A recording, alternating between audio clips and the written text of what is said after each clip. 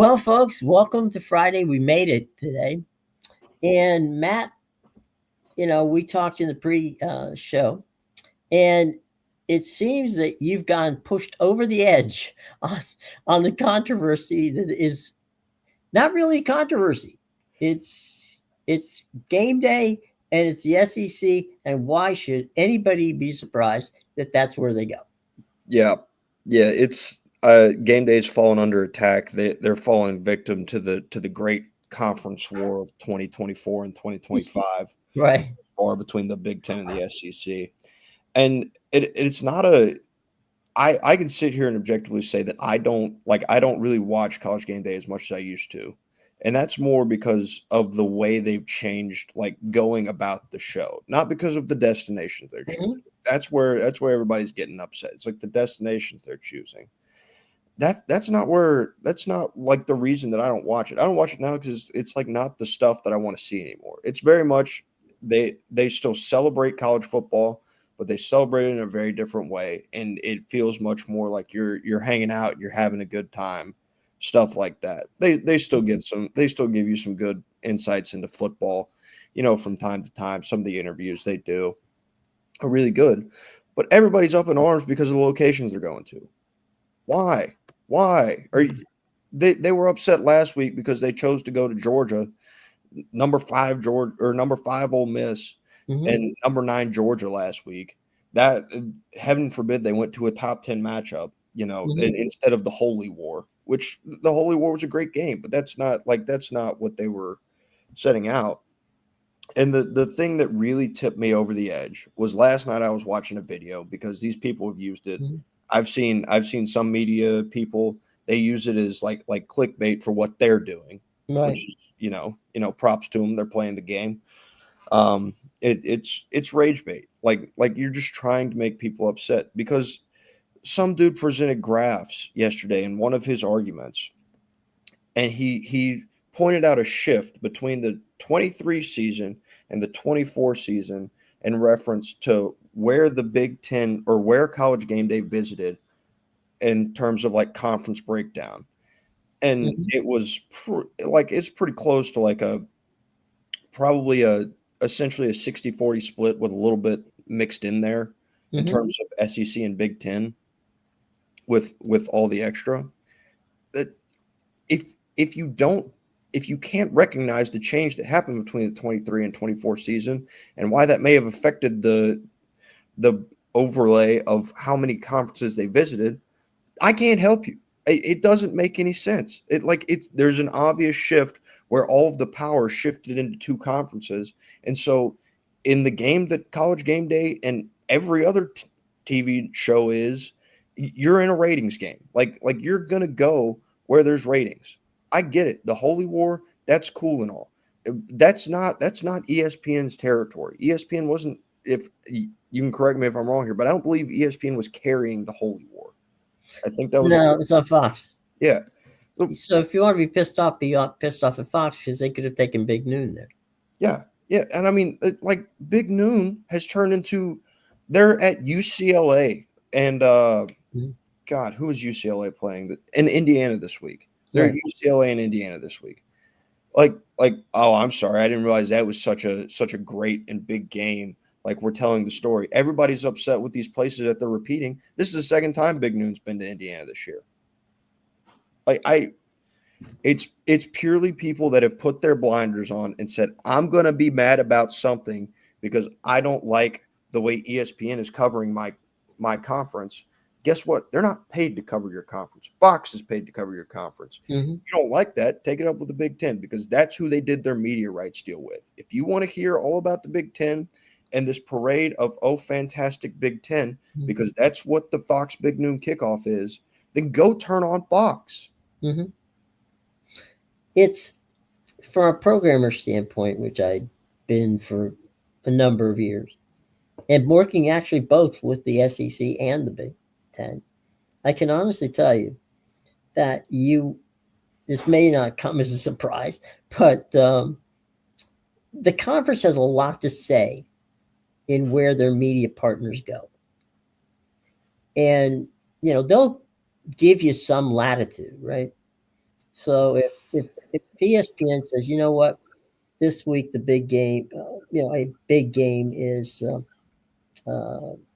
Remember when Dion opened? I forget who they opened with. Back when he first started coaching a couple years ago, when the Pac-12 was actually still in existence, I think at that time. Um, they opened, but both Big Noon and ESPN were on, in Boulder for that game. I think if I remember correctly, it was after Dion beat TCU. I think it was actually game 2, their first Okay, home game in Folsom. right, fair enough. I But don't yeah, remember what it was. okay, but it was Dion, and it was and he was the toast of college football at the time. They both showed up at the same place. Um, Believe me when I tell you that the Big Ten is going to not be real pleased that ESPN shows up because they don't air the games. And so showing up and promoting it doesn't help Fox, or it doesn't help, NBC, or it doesn't help CBS, all of whom have spent a lot of money on the Big Ten. And so, if I'm the SEC and I see, you know, game day promoting the Big Ten, I'm not happy. So you got to. This is a partnership, okay? ACC, Big 12, SEC all have ESPN ties, okay? Mm-hmm. Fox has an ESPN. I'm sorry, Fox has a tie to the Big 12, and they own the Big 10. All right, you're not going to get a lot of big Fox Big Noon somewhere, in SEC or ACC country. It's not going to happen. No. And you shouldn't. And I'm saying it right now. I don't give a damn. Who cares? If you should not be on the campus of any place where you aren't showing the broadcast. That is not the process of what you do. It's almost as if ESPN, and look, game day and Big Noon, great. If it makes you feel good to have them on campus, outstanding. God love you. But I personally do not tune into pregame shows as a rule, because they literally do not tell me anything, that I can't find out without them telling. So they don't break news on those shows. Those shows are entertainment value, okay? Yep. And frankly, if you, I, God love him. I know I have worked with and known Lee Corso a large portion of my life.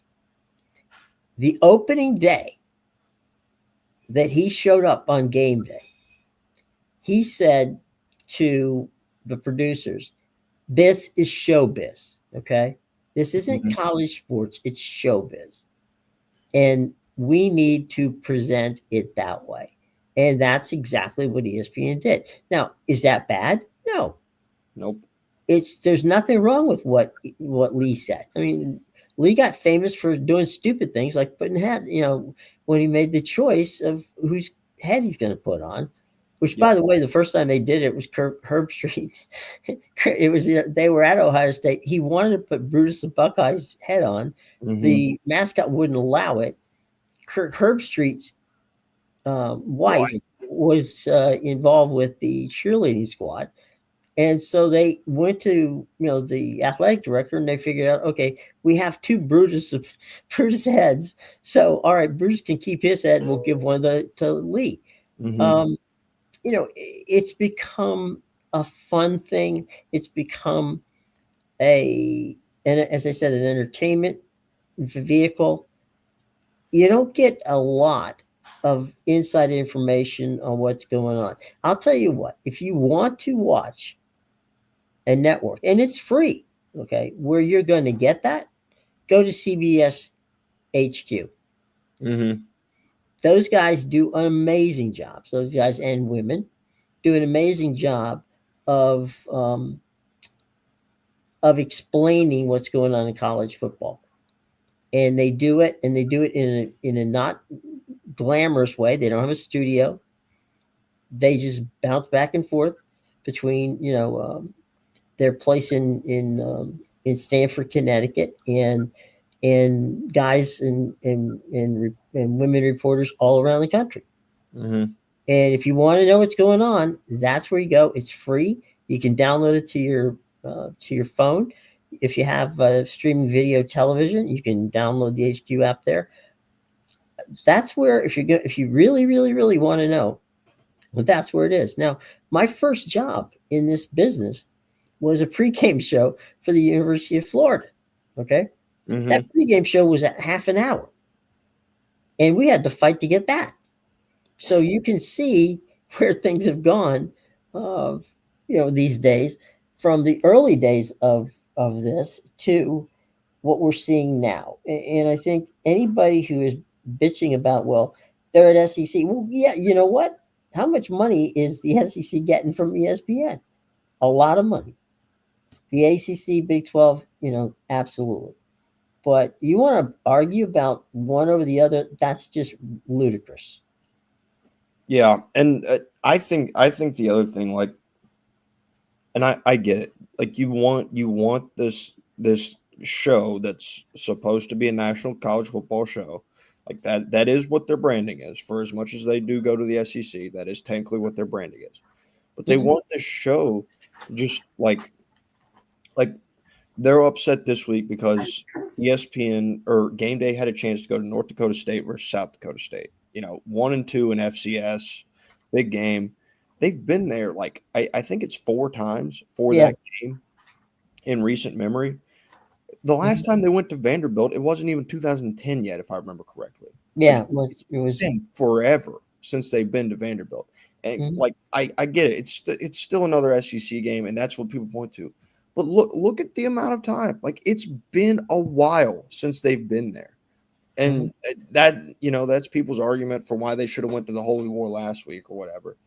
But I just think people have like this jaded view of what they think it should be, and it never will be that again because of the shifts that you've had in college Mm-hmm. football. Like, you're never gonna like turn on game day and now it's going to the Big 12 or now it's going to the Pac 12 because there's no more Pac 12. The Big 12's biggest brands, they're in the SEC now. Like if you want to be upset at somebody for the way that college game day has changed, quote unquote, changed over the years, be mad at conference realignment. Be mad at the Big Ten and the SEC, both of them, because they tore those conferences apart.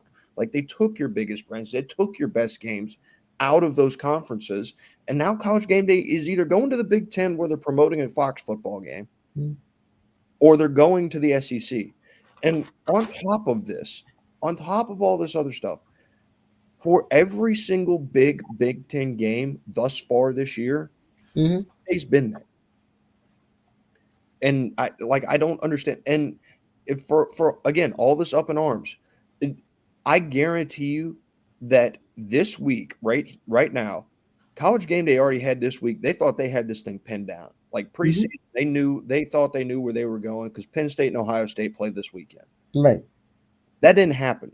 Penn State fell off the cliff. But I Right. guarantee you, if Penn State had stayed on the trajectory and not lost these games that they were supposed Mm-hmm. to win, guess where game day would probably be? They would probably be in the Big Ten promoting a Fox football game. If Right. I'm guessing. In Columbus. Yeah.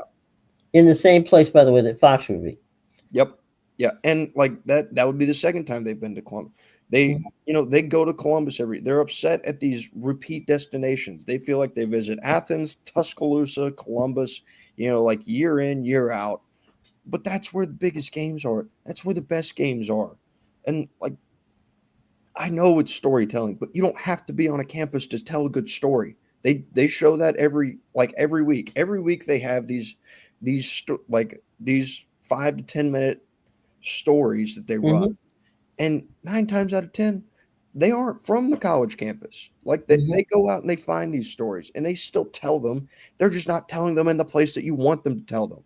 And that's where your problem is because you've created this preconceived notion that everybody hates the Big Ten. There's such it. I struggle because I don't like bringing this into it, Mm-hmm. But it feels like the same way it is with the political climate. Is like there's no Mm-hmm. middle ground. Everybody's got to be so far to one side or the other. It feels like it's the same way in terms of like if you're SEC, you're SEC all the way. If you're Big Ten, Mm-hmm. you're Big Ten all the way. You can't just enjoy college football anymore. You got to pick a side. Right. Well, I guarantee you that, you brought up North Dakota and South Dakota stuff. There is no reason why they can't have, and probably will have, someone out there who will do an 8 to 10 minute pitch on what's going on out there. Yep. Now, are they physically in North or South Dakota? No, No. they don't have to. The hell, they could be in a studio in Bristol, Mm-hmm. That's how or they did it. That's how for they did it years. for a while. Yeah. So, this on campus stuff, the on campus stuff. All right, let's really get into the business aspect, and we got a lot to cover, but we'll just break this up real quick. Why do they do it? Because they have sponsors. Sponsors want to be where the action is. Okay. But if I'm a sponsor, okay, and you've got me roped into SEC, ACC, and Big 12, money, right? That's where I'm spending my money. I don't have a store in some of these places, or I don't have the coverage in some of these places. Or if I'm an alumni and you got me because, my ad agency, got 17 calls from Georgia or Florida or whomever, to go ahead and this is who we want, who, sponsor ESPN football, then, you've got sponsors to get mad. You get, administrators who are upset. So, at the end of the day, there's a lot that goes into deciding this that has absolutely nothing to do with football. Yeah. And I go back because we've talked about it at nauseum, but the people that are upset that game day is going to the SEC like every week, these are the exact same people that were upset with the BCS model. They were upset with the 14 playoff, and now we're stuck with 12 teams. And what was the greatest regular season in sports has now been essentially watered down. So like just because the general masses don't get something or don't understand something doesn't mean that wholesale changes need to be made. Like not everybody. The thing that made college football great before was not everybody deserved a seat at the table. Not everybody got into that playoff or that BCS. Like it was something that you really had to work for, and every game was leveraged on and mattered. And all of these this general populace had this notion, and again, it was something that I think was created by TV executives and advertisers, and obviously athletic directors and conferences. Like hey, we need more. We need to be more inclusive and more like that's what it comes back to. You wanted to be inclusive of those teams. Now you want to be inclusive of all these other teams, which is fine. There are stories that should be told, and there are good places that probably deserve visits from time to time when they're having an up season. But guess what? This week in particular, Vanderbilt deserves a visit. They're having an up season. I know everybody thinks of them last year as like this heartwarming story and what a good football team. They were 6-6 last year. They've matched their win total from last year already. They're having a really good season. They're a top 10 team in the country. Can you tell me the last time Vanderbilt was top 10 in the country? It's been a while.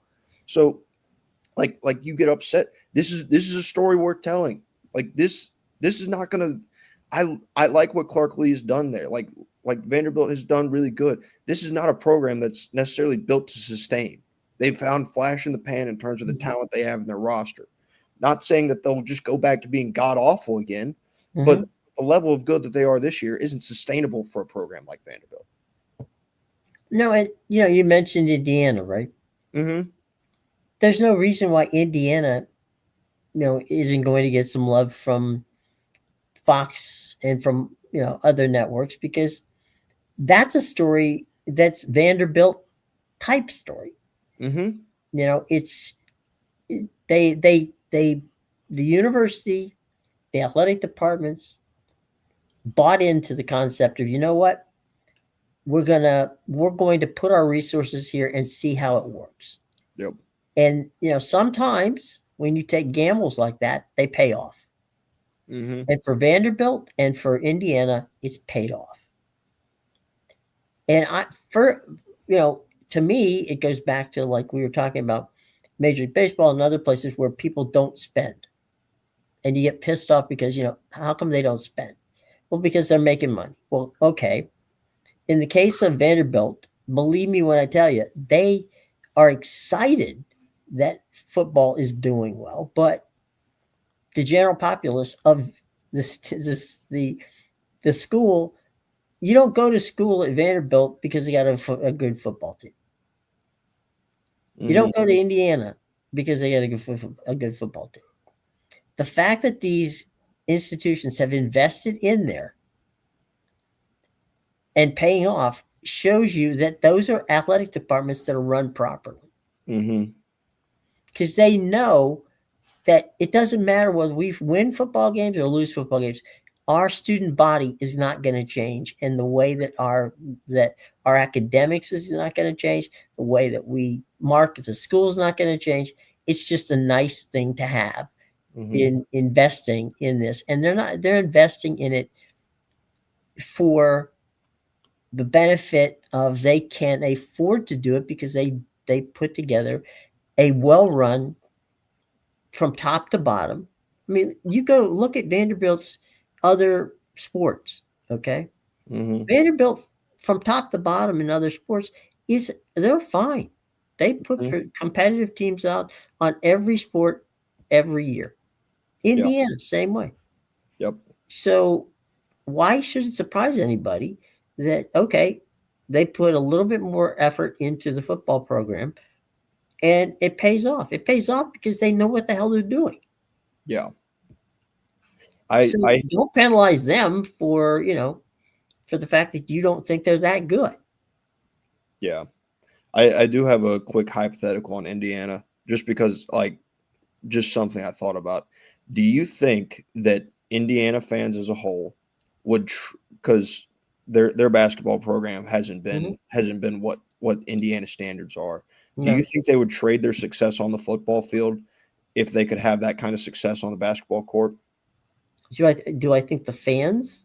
Yeah, Um, I think the answer to that question would be yes. that's kind of the feeling I had, but I was curious to get All another. you have to do is go to Alumni Hall on the campus in Bloomington, Yeah. and you walk in the door, and it's like you're going into a church. That Um, I mean, like that is like the hallmark. It feels like a hallmark of like you can tell which sports matter to which schools. Because like mhm. I remember when I took a trip out to Ohio State, it feels like I won't. The entrance that I was going in is the big opening with all the stained glass and Yeah. stuff. Like it feels like you're entering a cathedral type Mhm. deal. Like that's these programs, like the programs that prioritize basketball, same thing. Like Mhm. it goes both ways, but those programs that really you can tell they either are or have been at the top of the sport. Like you can feel it when you walk into their stadiums, whether that be football or basketball. I'll tell you right now that my first trip to Cameron Indoor Arena, I literally went in with a suit and tie. Um, it was that kind of experience. You just felt like, oh, no, I can't disrespect going in this building. Same way, by the way, at Pauley Pavilion on the campus of UCLA in Westwood. Hmm. You walk in there and you Yeah, see banners hanging from all over the place, and you're literally walking into what in essence is a living, breathing museum. yeah, So yeah, I think that Indiana and UCLA, it's those are things where basketball for many years outshine football, regardless of how talented some of those football teams used to be. yeah, Um, and the converse of that is Penn State, because for years Joe Pa wouldn't allow them. He basically tanked their basketball program because he didn't want the basketball program to have any of the luster that the football program had. Yeah. Yeah, and they're still they're still feeling that, like, that Yeah, basketball. they're trying to dig out of that hole, and that's a hole that's been there Yeah. for 50 years. Like, they bounce around. They play in different arenas. Mm-hmm. They play in 2 different places from time to time at Penn State Yeah. when it comes to basketball. Well, all is that there this weekend in college football is one that the fans that I was speaking of, the more Mm-hmm. outward facing ones that make these broad generalizations, they hate these kind of weekends. There's 3 top 25 matchups in total. That's it. Yep. And I think there's one in every window. So, Yeah. for the people that like watching one game, congratulations. Like, you get your You one game. got it. Yeah. But underneath the surface, there is a lot of really good football and potential chaos that looms behind it. Mm-hmm. You got tonight. We'll go through the games and real quick and check out which ones are worth watching. Columbia Dartmouth. That's of course an Ivy League game that kicks off at 6 p.m. on ESPNU. North Texas at Charlotte. That's an American game that kicks off in the Deuce ESPN2. California at Virginia Tech. That's a 7:30 game on ESPN. Mm-hmm. Boise State, who still has hopes for being that group of 6 representative, is at Nevada, and Montana takes on Sacramento State in the nightcap at 10:30, and that game is on ESPN2. Yeah, two things that I want to touch on just on this Friday slate. First off, that Montana and Sacramento State game. There's a lot more underlying in that game. Like, I know it's FCS football and that not as many people are going to pay attention. Those programs do not like each other right now. Right. There's a lot of shit talk this week between those programs, like a lot. I think the AD threw some shots at Montana football, so Montana's AD tossed some shots back. Like, they really don't like. I'm sure they didn't like each other before, just as rivalries go, but they really don't like each other this week. Mm-hmm.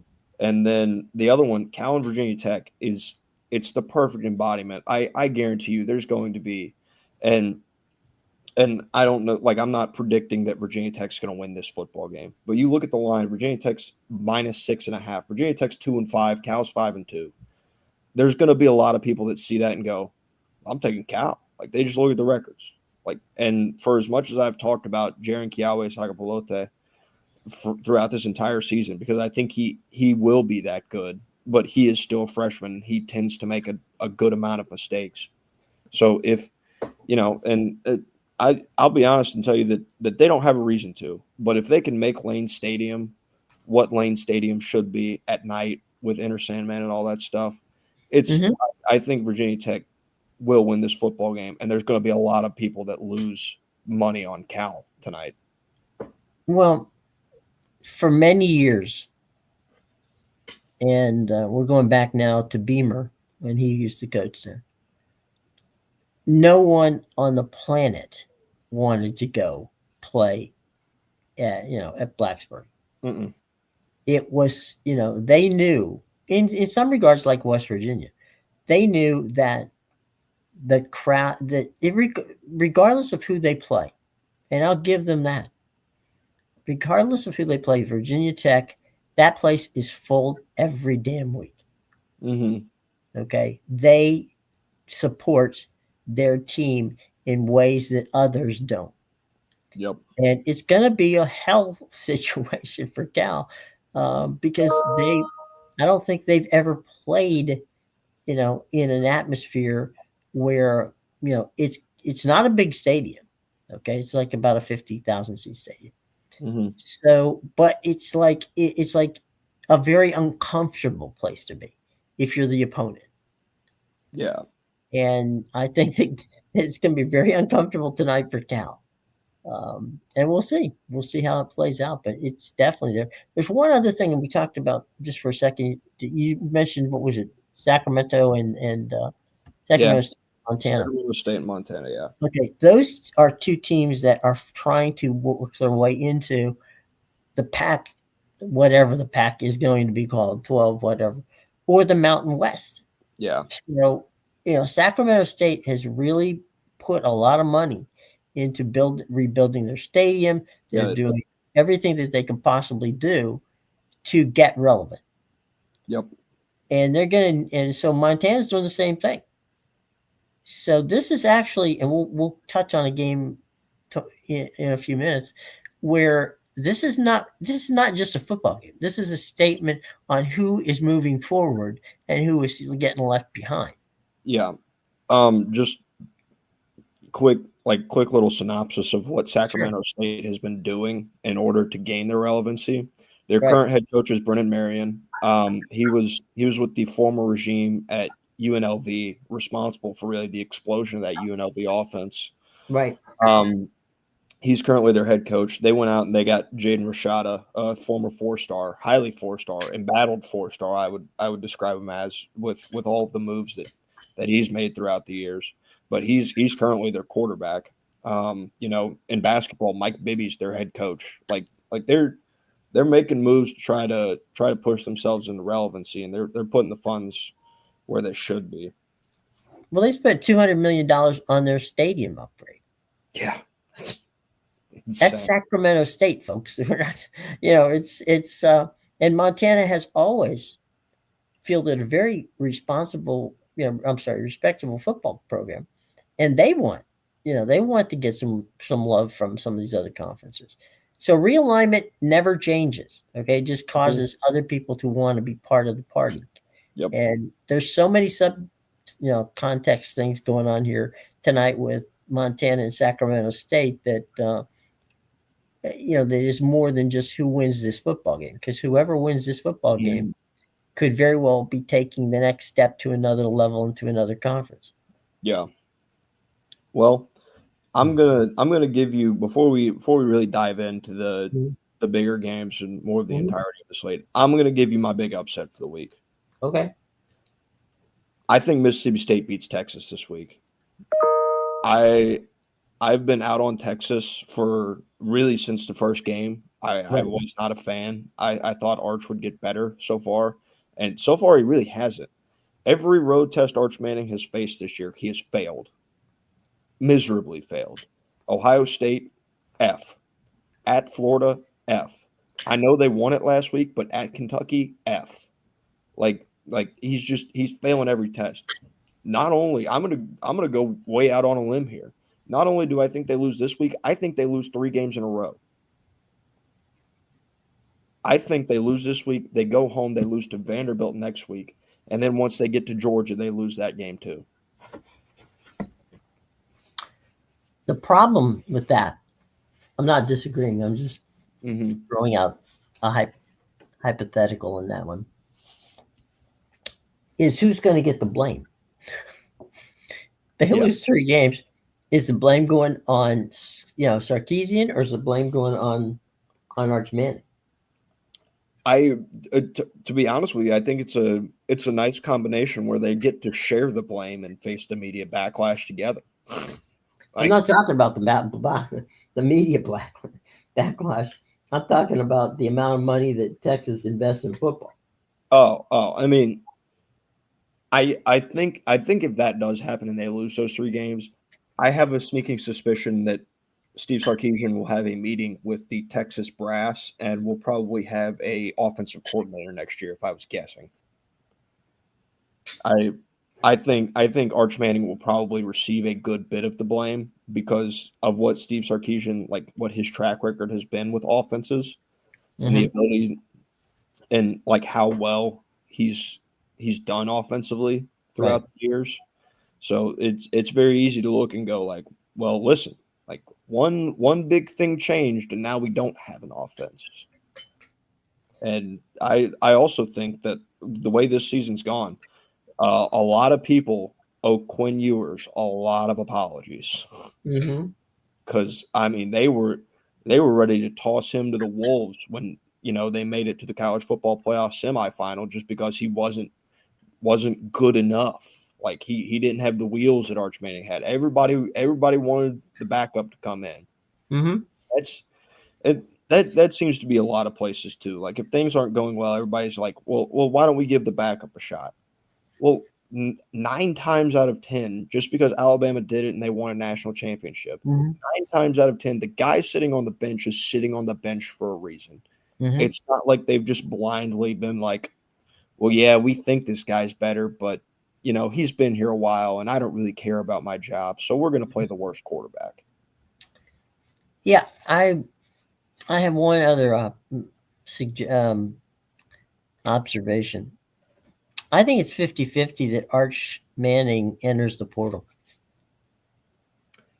I think it would have to be from outside sources though. Like I really do think he wants to be at Texas and like he likes Texas, and I also think that the Manning family also has a very good understanding of the way college sports are ran and the optics around certain things. Mm-hmm. And I don't think that they would want to pull the trigger on a transfer move unless they felt like they had to. And I say they because I do feel like Arch Manning's decision making is very much a team decision in terms of there's no question about it. I mean, there's no question that Eli and Peyton and his father all are heavily involved in everything that that goes into this. mm-hmm.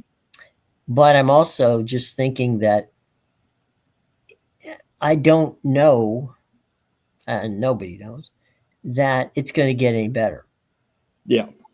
I mean, I think the scenario that I laid out, if that happens, and say they were to lose one more, say they were to lose to Texas A&M at the end of that schedule, or Arkansas, they lose these 3 in a row, and then they lose one of their last 2. Mm-hmm. I think that's the situation. I think that's the likely situation where you'd look at it and go, all right, something's got to change, like wholesale, something's got to change here. And I will say, I think if they did make a change mm-hmm. in terms of deciding to move, the first 2 places you're looking are right now. Right now is a very key term because one of these places there's obvious movement that could be coming. But you look at the alma maters of the uncles, like that's Mm-hmm. where they stand now. You got 2 guys that are heralded as offensive geniuses, Mm-hmm. still in the SEC, and in places that like. Well, Trinidad Chambliss will probably still be there, Mm-hmm. but I think Joey Aguilar is a senior. I could be wrong, but I would say those are probably 2 places that you're looking at in terms of destinations. Obviously, that's not something that they would just like narrow in on if that decision was made. I think Peyton and Eli have long been buddies with Lane Kiffin. Mm-hmm. And he's at Ole Miss. Mm-hmm. Grandfather went to Ole Miss, uncle went to Ole Miss, and dad went to Ole Miss. It might not be such a bad idea if we're looking at offensive geniuses. Yeah. And we both still think that that Kiffin will stay at Ole Miss. Yes. That's just so tempting to me. To it's kind of, if I'm Eli and Peyton, I get the part you're talking about. You don't want the optics, right? Mm-hmm. But I also get the idea that what if we go to Ole Miss? He is he's the top dog with regard to they will basically elevate him to almost sainthood. And then he comes back at Ole Miss with Kiffin and beats Texas. Yeah. Oh man, they would lose it. I do have a question, is because Trinidad Chambliss is a just pure senior, straight up senior, and Right. the way the NCAA is, if he really wanted an extra year of eligibility, he can probably get it. I know Austin Simmons isn't a senior. Right. What if Arch Manning transfers in and he's not the best quarterback on that roster and Lane Kiffin knows it? Then Lane Kiffin won't start him. Yeah. Because I think that's very much like if you lined, I don't know as much about Austin Simmons because he had a pretty rough start to the year. Mm-hmm. But if you lined all 3 of them up right now, I'm taking Trinidad Chambliss over the other 2. Mm-hmm.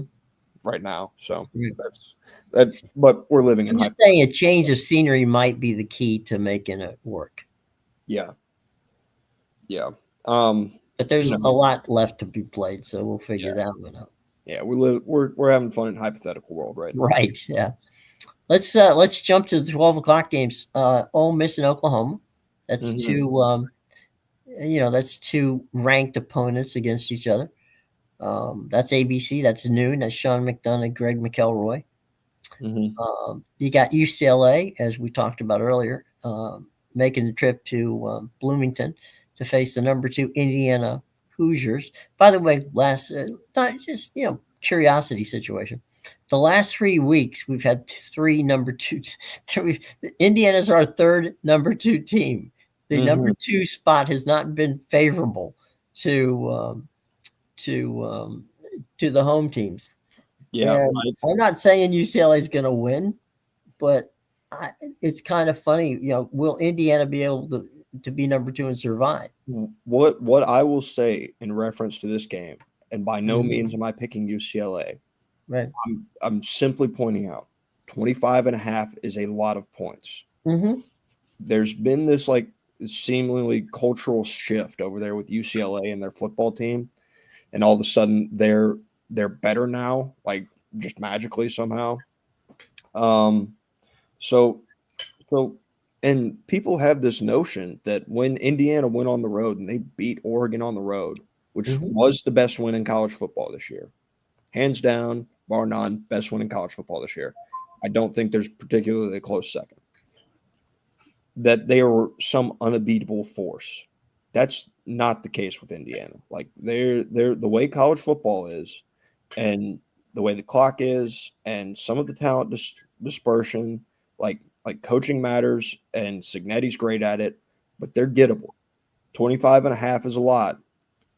I think UCLA at least covers this weekend. I agree. I think it'll be a lot closer than people may think. And And while it I very don't, well could happen.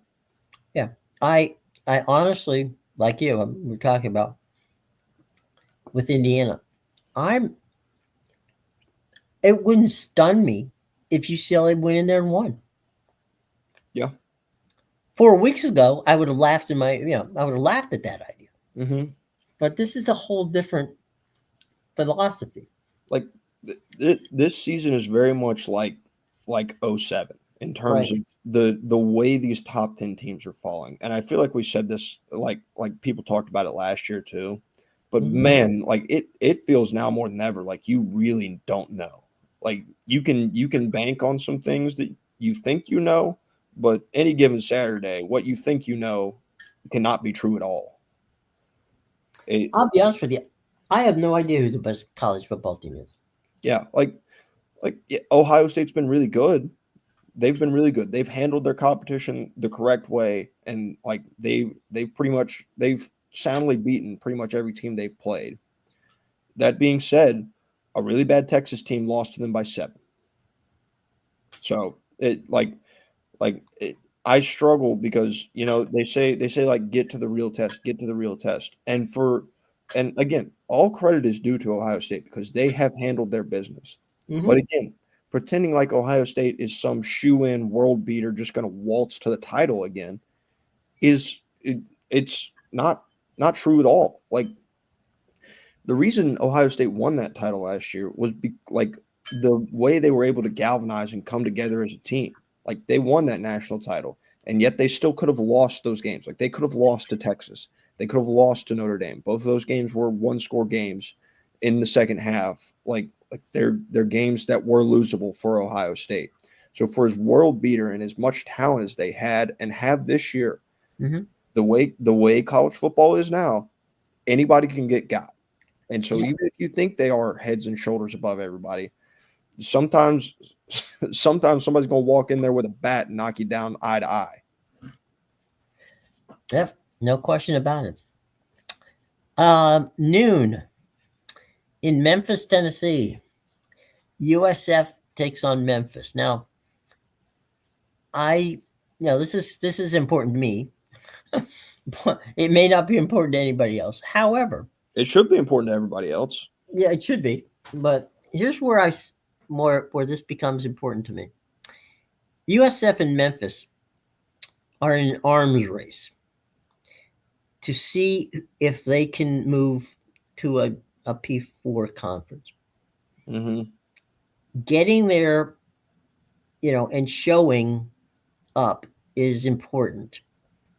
USF is the 18th ranked team in the country.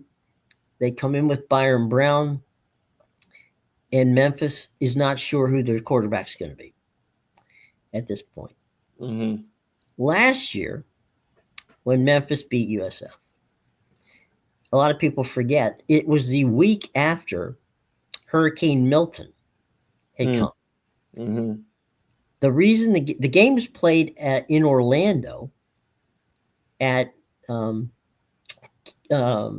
World. Yeah, at Camping World. I was going to say it wasn't played on UCF's campus. It was played at Camping World. The South Florida team went over early because they couldn't practice on the practice fields because they were underwater. And the mental situation, Byron Brown wasn't playing at that point. He'd been injured.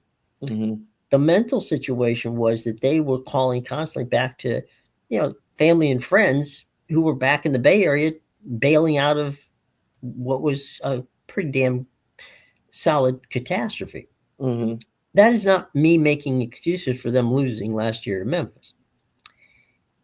But what I am saying is USF wants to become a P4 school, and they're spending a lot of money, and they're doing it, with the hiring a Golish and doing everything they can do. Mm-hmm. They haven't said a word. They haven't been out campaigning. They haven't done any of that. You've had Memphis who attempted to put $250 million on the table Mm-hmm. for the Big 12 to take them. Mm-hmm. And they got turned down.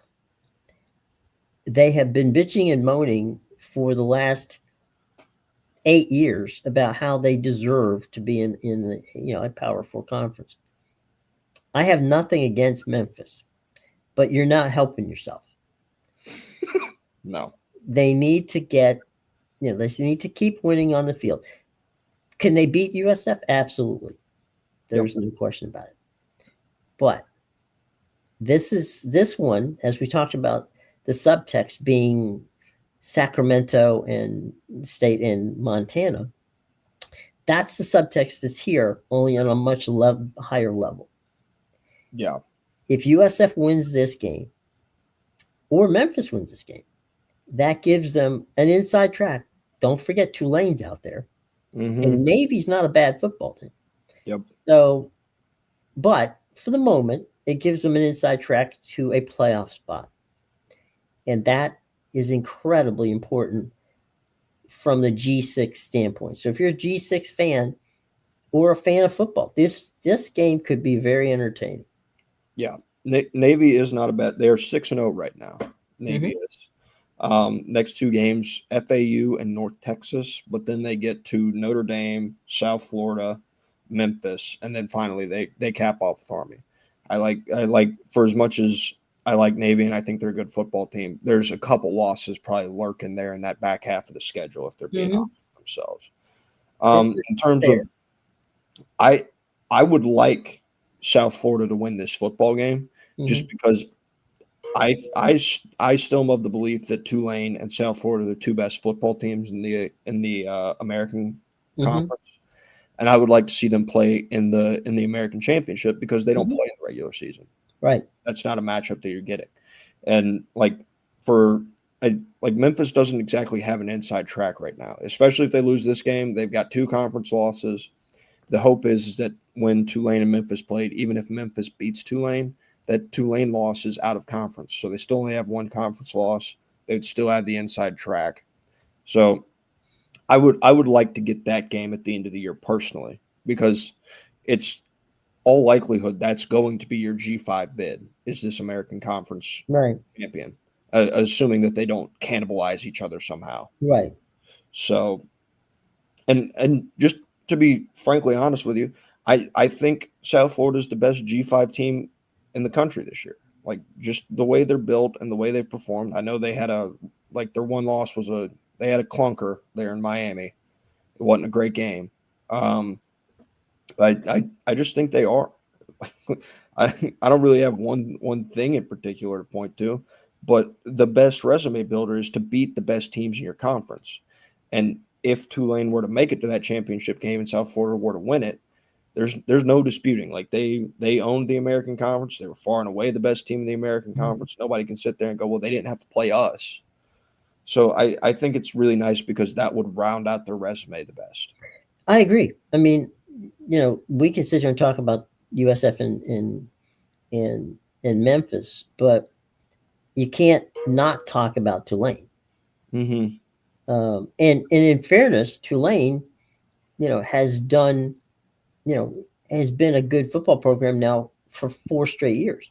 Yeah, John Summerall is really good, and he's done an amazing job. Yeah, and he's recruited there, which is not an easy thing to do. If this tells you how good John Summerall is, people are currently trying to fire Hugh Freeze so they can hire John Summerall. Like that's very much something that's happening with a lot of fans. They're like, come, please come. We need somebody. Something. Don't give us this dog that we got now. Yeah, I don't know what it's going to be a fun game, and we'll see. And I think that Alex Golish is just chomping at the bit to get this game. Yep. He wanted it last year, and he didn't have his players. And as I said, it wasn't the best of all circumstances. Mm-hmm. But that's not the case this time around. Yeah.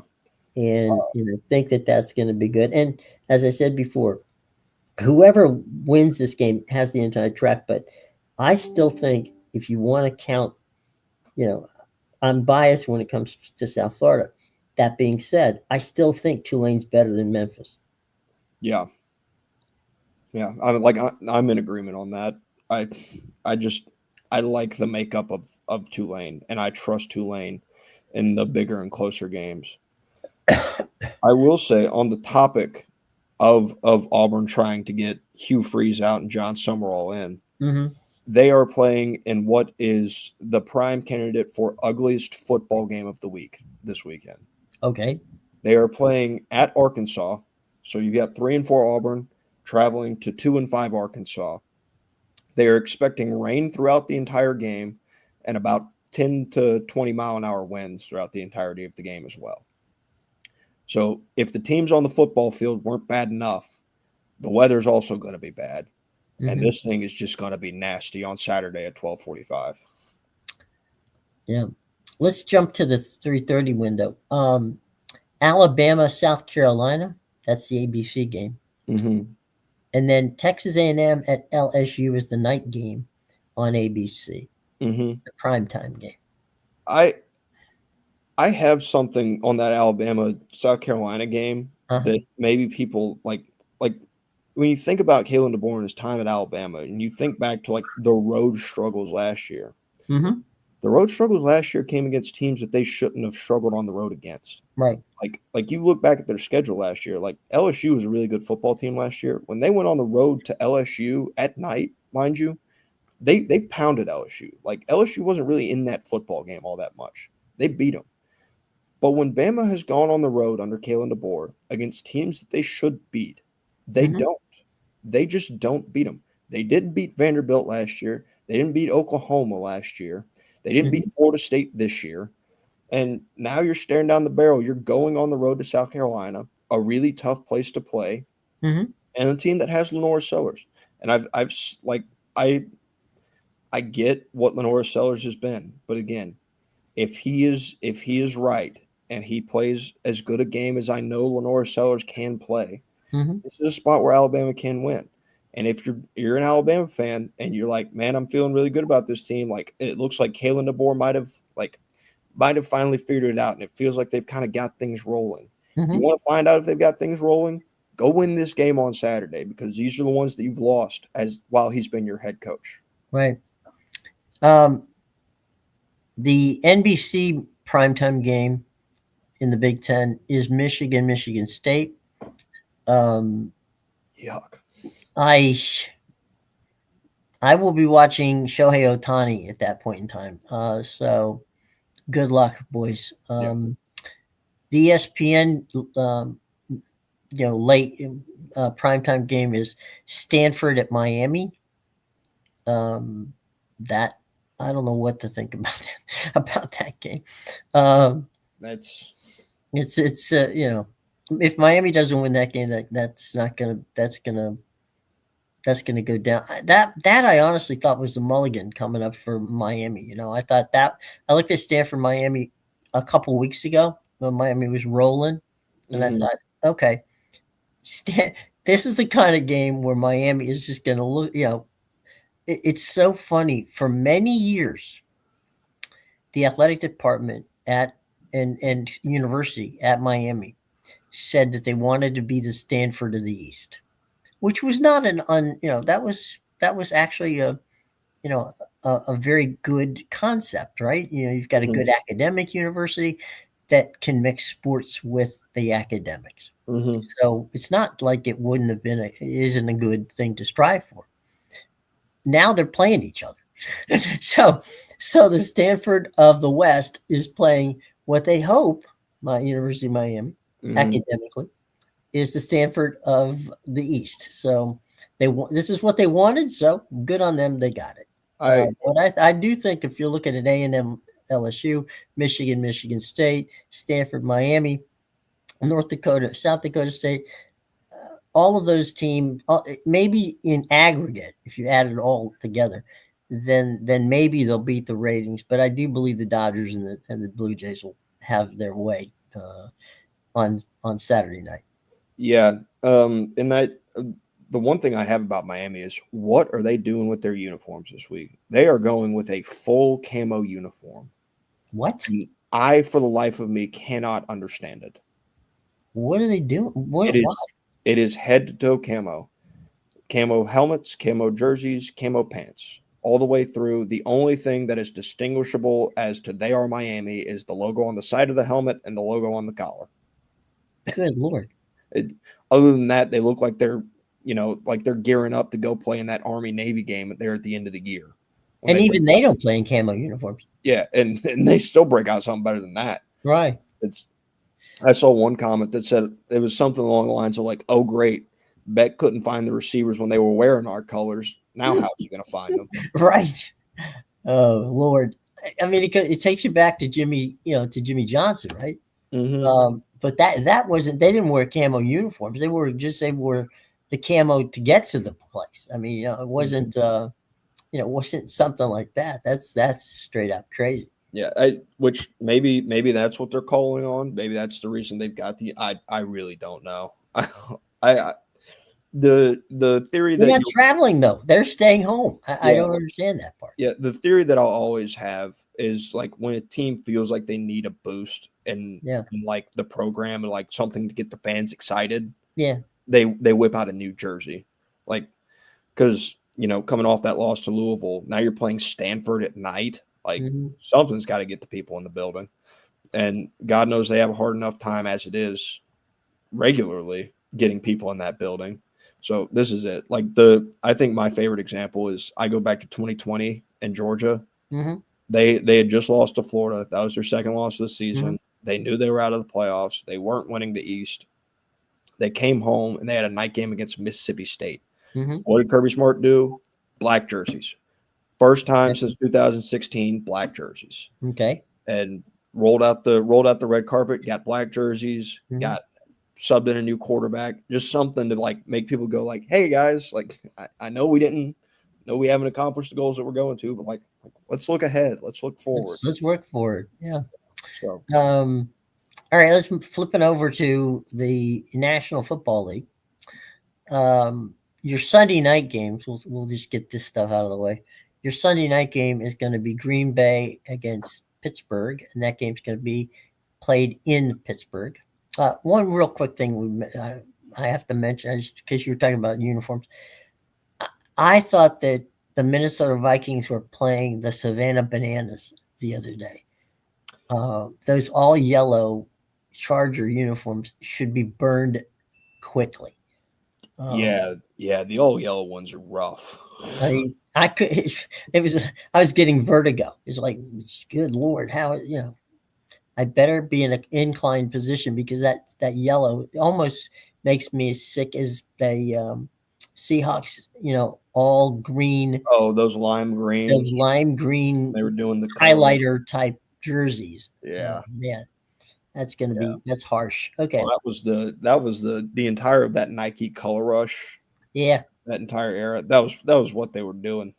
They had as much color as they could possibly get in Yeah. those The things. monochrome. Here it is, boys and girls. Yeah, because Uh, like I remember Tampa's all red. LA had yeah. the Rams. The Rams had a very similar Savannah Bananas look to them, Mm-hmm. and all of that. So yeah, the Chargers do need to go away with that jersey. Yeah. They've done some good things with their jerseys. Right. But burn Always, that. always gonna love the powder blue. Yeah. Put those away. Put them in a locker. Leave them Right. there. Like that's there are some jerseys. We don't need to see that again, please. Yeah. Like the Florida when they went with that gator skin jersey. Oh God. Yeah. Back in like 2018, that was horrible. I don't know who saw that in person on a model and we were like, yeah, This is what we want. we need this on the football field. So exactly. it's rough. Here's the CBS games: Chicago at Baltimore. Iron Eagle J.J. Watts should be entertaining afternoon down at M&T Bank Stadium. We don't know at this point whether Lamar Jackson is going to play. He has warmed up. He's practiced, but whether he. I don't know that he's even a game time decision. He listed as questionable right now. Yep. I would be surprised if he did play, but he practiced today. Yeah. So maybe, but we'll see what Chicago's got up their sleeve. Down the street from you, Atlanta hosts the Miami Dolphins. Kevin Harlan and Trent Green on that call. Atlanta at home, probably you had mentioned the other day that they played well at the Dome. So, and Miami is just absolutely a basket case. Yep. So this should be a win for Atlanta. You would hope so. You would think, yeah. Yeah. And Joe, you can call me Joe 4-touchdown Flacco, is at home against a Jets team that seemingly has given up on the season and they don't know who they're going to play quarterback. Not only have they does it feel like they've given up on the season being 0-7? Yeah. They got some problems, like legitimate problems when it comes to you. People have talked about it. When you're a really bad football team for a really long time, there's generally one place that you can place the blame. And it's not anybody that's getting hired. It's the person who owns the football team. And for Woody Johnson to come out and be very critical, like Aaron Glenn got up to the podium and had to answer questions about Woody Johnson's statements. And I feel like he's been outspoken a lot about his football team, especially in recent years. But Woody Johnson just got out there and at whatever fundraising event or whatever he was at, basically just said, hey, Justin Fields has been awful this season. How do you expect us to win games when he's that bad? What are we doing? I know you're 0-7. I get it. It's okay to not be happy. Don't go tear apart the only hope you have at quarterback because your backup's Tyrod Taylor. Don't go just be like, I don't know what we're doing with this guy out there. Like we're doomed from the start. Really, Woody? I think you're doomed in a lot of other ways. Your defense that was fantastic a while back has fallen off a cliff, seemingly. You have no wide receiver talent. Your tight ends are running backs. You got a decent stable of running backs, but they're hurt right now too. You don't have a football team, Woody. Don't go blame it all on Justin Fields. Right. Hell, even Jerry Jones doesn't, maybe he gets a little testy and a little funny, in his own way in the preseason, but during the season, he's been pretty good about never commenting, and Jerry will comment on everything about he's never breached that cross of moving and saying this guy's killing us or whatever, right? He's never criticized guys during the season, before and after, yeah, but not during the season. He's been pretty good about that. If I could ask Woody, I would be very curious to ask Woody Johnson, like what was the goal in saying that? Like what was that ever going to accomplish? Other than wasn't going to accomplish winning. Other than you just being like frustrated. And by the way, generally speaking, there's only one person Woody Johnson should be frustrated at, and that's himself. He owns the team. Yep. Like they've been bad for a very long time, Woody. And there's only one common denominator over the time span of the Jets being god awful, and that's you. Mm-hmm. So like they've changed personnel on every level of that football team from the time he's taken ownership, and they've still been god awful. So, at some point start looking in the mirror, not outward. Yep. All right. Late game. Speaking of Jerry Jones, Dallas at Denver. Nancy Romo on the call for that one. Tennessee at Indianapolis. Andrew Carlone, Charles Davis, Jason McCourty on the call for that CBS broadcast. Let's go to the early games on Fox. The Giants and Jackson Dart head into Philadelphia, where they're trying to regroup from what happened last week. Kevin Burkhardt, Tom Brady on that one. Who made this schedule? Why did the Giants play the Eagles? Then the Eagles played the Vikings, and now they're playing the Giants again. I don't know. They had a game. They had a 1-game break between the two games they playing played each other. That's insane. Maybe it's travel. They wanted to just cut down, and it's only 90 minutes drive from New York to Philly. So I guess maybe that was it. And they're actually not even going to Philly. They're going. Well, yeah, the Giants are coming to Philly. Yeah, the Giants are coming to Philly this time. But I mean, Frisco in Houston. Who's playing quarterback for Frisco this week? Have you seen any difference on any updates on? I haven't, but this is just purely based on the way they've spoken. Is the way things are going to go, according to everybody in San Francisco, including Mac Jones, is that when Brock Purdy's healthy, this is going to be Brock Purdy's team. Okay. So if I were guessing in terms of San Francisco and what they're doing, and like the way things have gone, just leave Mac Jones out there until Brock Purdy can come in your office and say, "Hey, I'm 100% healthy," and then you hand the team back over to him. Now, obviously, you want to have enough runway to where you get like your feel of like you get back in the groove of what your football team is, but you're not in like a home stretch by any means right now. So yeah, if he's not 100%, if Brock Purdy can't walk in there and say, "Hey, coach, I feel 100%," don't start him. So. All right. Cleveland with their new Joe Flacco quarterback. I'm not Joe Flacco. I'm sorry. I apologize. They're the quarterback is Dylan Gabriel. Dylan Gabriel. Against a better than usual New England team, and good for them. Yeah. Buffalo travels to Carolina. Carolina's not been an easy out as of late. They are another football team that is suffering a quarterback injury, though. And then the Buccaneers travel to New Orleans, where earlier this week, Baker Mayfield basically said, "I don't like them. They play dirty, and that's all I'm going to say." Well, that's all you have to say. You don't have to go in any further detail than that. Yep.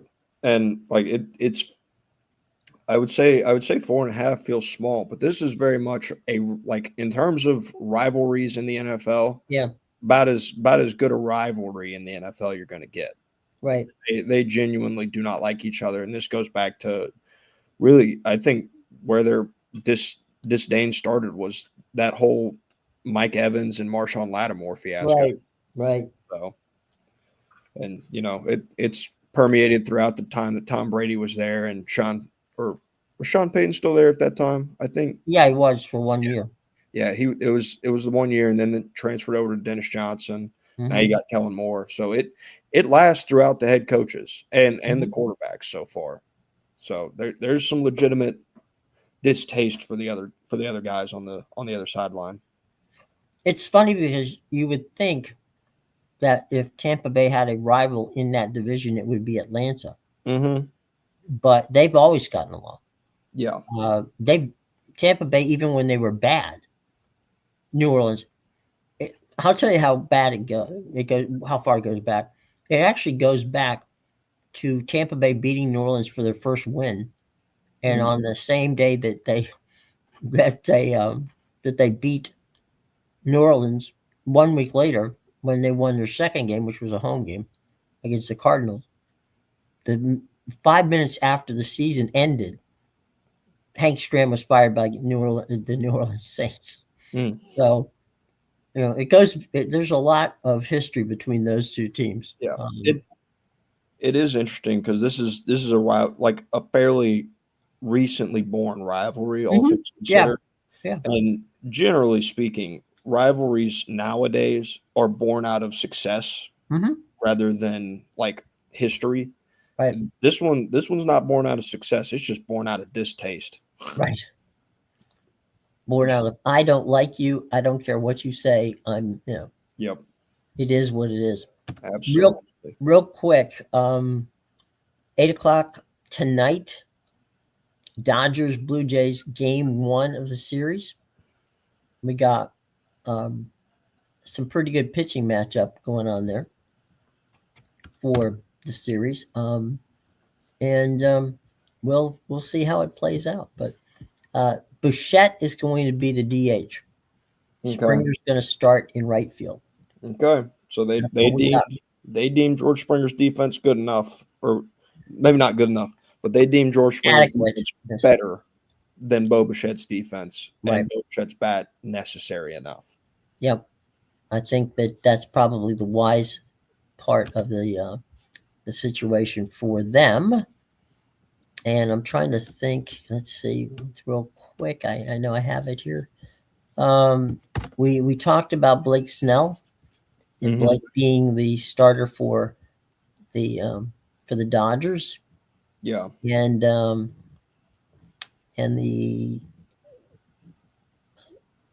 Trey Savage is going to be the starter for the Blue Jays. He made his major league debut in September, but he's done pretty well in the postseason. He has a 2-1 record with a 4.20 ERA in his 3 starts, which is a pretty good, a record, except for the fact that when you take a look at Blake Snell, he's 3-0 with an 0.86 ERA over 21 innings. Yeah, and they need Blake Snell to be good. You look at that injury report. Michael Kopech, relieving pitcher, day-to-day. Kirby Yates, relieving pitcher, day-to-day. Kyle Hurt, relieving pitcher, obviously not as big a name as the other guys on the list, but he is 60-day, so he's out. Tanner Scott is officially out. And then something that they put out, I believe, this morning is Alex Vesia is out, and the wording they had around it did not seem good. Said he was going to tend to a family matter, but the wording they had it made it seem much more. I think they said it was like a deeply personal family matter or something like that. The hope, I would say the hope is that they use that wording just as more of emphasis, like, hey, this guy's not bailing on his team for the World Series, and that maybe the situation isn't as dire as they would have made it seem. So, thoughts and prayers to Alex Vesia and whatever he's going through as well. Absolutely. But they are hurting in terms of their bullpen. They've lost a lot of depth to injury. They have. Jerry has a good point. Maybe the NFL will outlaw fluorescent colors and any shade of yellow. That's That's it. That may not be a bad idea, Jay. We'll pass it on to Roger Goodell and see what he thinks. He's got to take our idea for getting those 10 p.m. Monday night football kickoffs Yeah, out that's of on the list. Yeah. I think that's number one. We'll work on the colors after that. Okay. All right, bud. We got to get going here. Your thoughts? What are you going to watch this weekend on TV, and what is you like to do your must sees? Give me a couple of your must sees this weekend. Let's see. I will go back to that Arkansas Auburn game. Mm-hmm. And if you if you just like pure nastiness, turn that thing on. Okay. A&M has been on upset alert for the entirety of the year. They go on the road to Death Valley at night. I struggle with how good I think LSU is. I'm not actually sure if they should be ranked based on what they've given me thus far. They're a solid football team. But A&M's favored by 2.5 on the road. That's big for A&M. They've been on upset alert. They're the only undefeated team left in the SEC. This is a quiet Saturday. People aren't going to love the matchups that they're seeing. And when you get these sleepier spots and these quieter Saturdays, it's a lot of things can happen, because now more than ever, it is any given Saturday. Watch those ranked teams. And if it's a close game, turn the game on. I promise you, because there's no guarantee that they're pulling away or they're going to come back. Okay. We'll keep a lookout for that.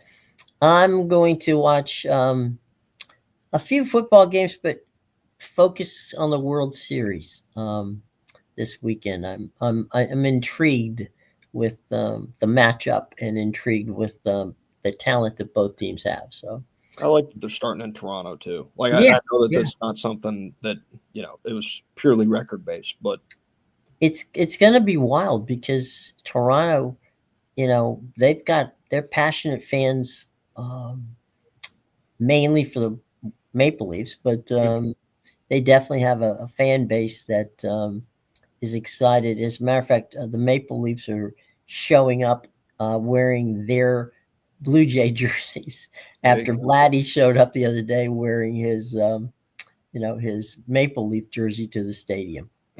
So we'll see. And if they close that roof, it can get real loud in there too. Oh yeah. It's a fantastic place to watch a game. A fantastic place if you're directing and producing games. They've got their own studios and control rooms there. It's like it's entirely wired for television, and kind of a sub.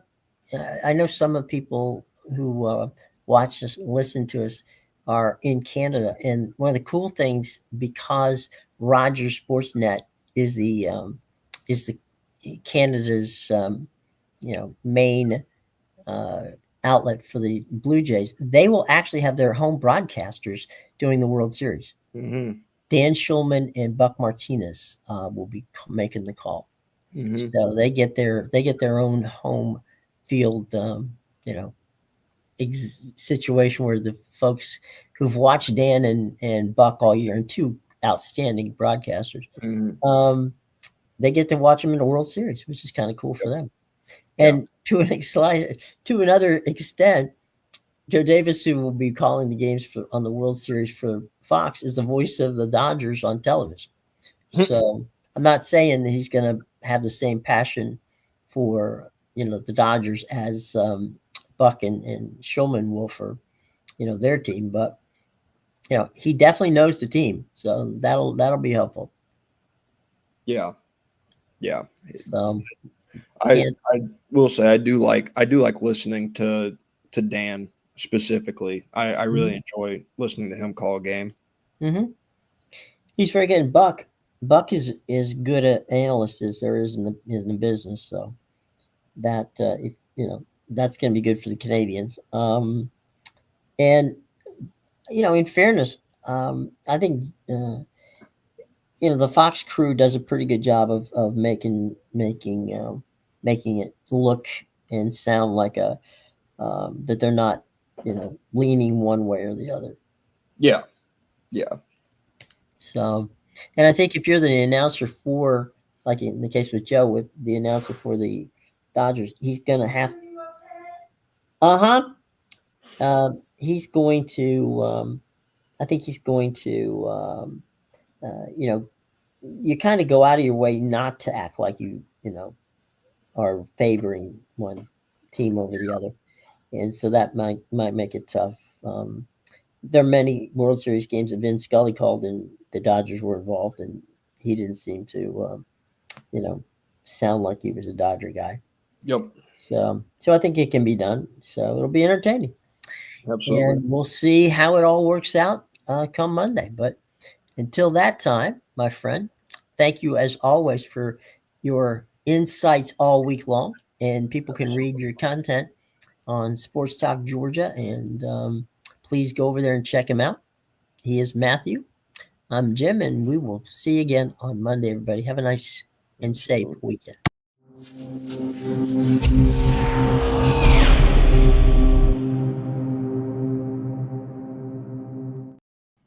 Hey, Matt.